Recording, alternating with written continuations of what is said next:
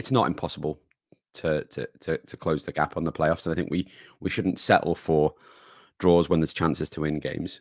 But on the same token, we had that late goal against MK Dons where, if you switch off, suddenly 1 point becomes no points and it feels much worse.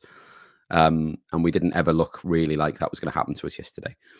So I think if we can go into next weekend's game, a little bit of momentum now, 4 points from the last 2 games, and if we can take 3 points from that, then I think that feels like it's the start of another run. So I would say, let's just keep the faith a little bit. I think Adkins definitely knows what he's doing. We've got a good manager, a good squad for the main part.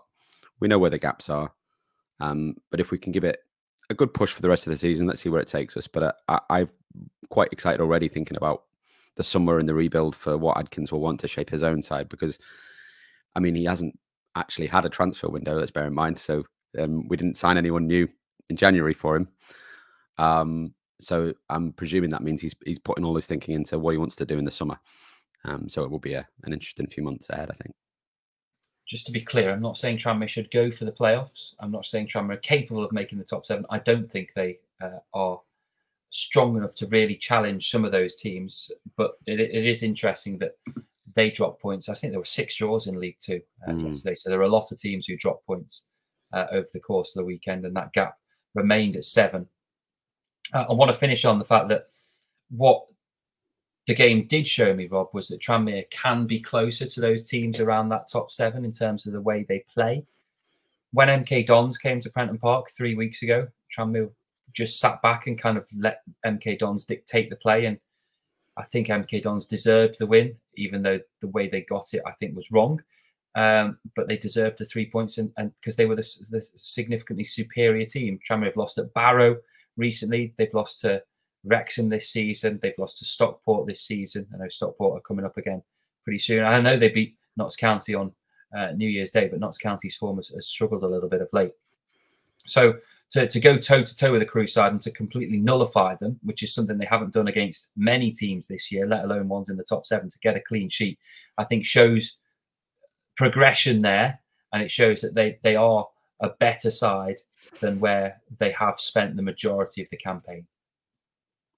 Yeah, no, I definitely agree, and I think that's some of the frustration fans had in that MK Dons game is, you don't want to at home turn up and accept that a side is, in our division is the better team, and therefore we're going to sit back and sit off. I think there was possibly an element of giving Crewe a little bit too much respect yesterday early on, but I think after about 20 minutes, and Nigel said in his post-match as well that they'd worked a few things out, but I think from about the half-hour mark onwards, I felt like we genuinely tried to compete in that game and take the play to them, and we do send our centre backs up for set pieces. We give people the freedom to join attacks and overlap and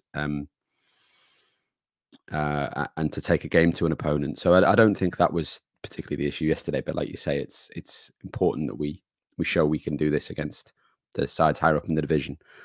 And I think if we were to put a Luke Norris back into that squad, I do think it's a squad that can compete at the top end of the division. But we simply just haven't had enough of him this season to really help to carry that through, and had such a poor start that we've always been kind of chasing that. But no, I I think it's not a game that's going to live hugely long in the memory, but at the same time, I think it's not something where we've all come away from it thinking that was a terrible showing.